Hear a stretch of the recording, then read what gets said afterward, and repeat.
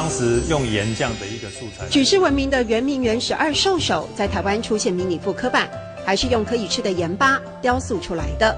所以岩雕带盐的这个材质本身至少要10几道工序才能搞得定它，是的，对不对？一鬼硬的嘛，需要1整天吗？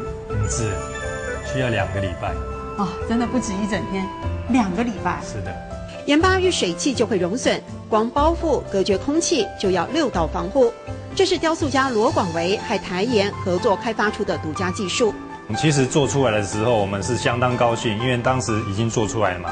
可是第2天我们看到的时候，它是表面整个都是水。盐是我目前来讲碰到的所有的材质里面最难搞的一个材质。让盐呈现晶莹圆润的美，翠玉白菜让岩雕艺术打响名号，也是罗广维尝试各种媒材创作的另一突破。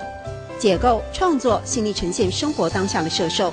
大自然的这种概念给我很大的一种强烈的这种感觉，所以我就把这个云雾跟火焰山的这种块面融合在我现今的作品里面。用创新心态看各种素材，罗广维的炭雕作品同样深受好评，细腻的情感从一张张草稿中显露无遗。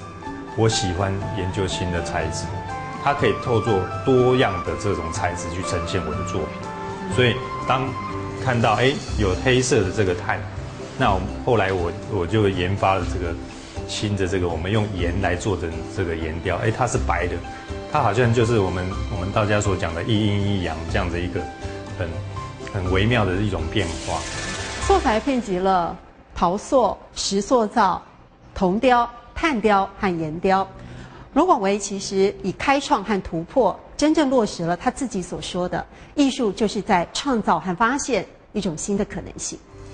爱鬼人的梦，唔知；爱鬼人的梦，唔知。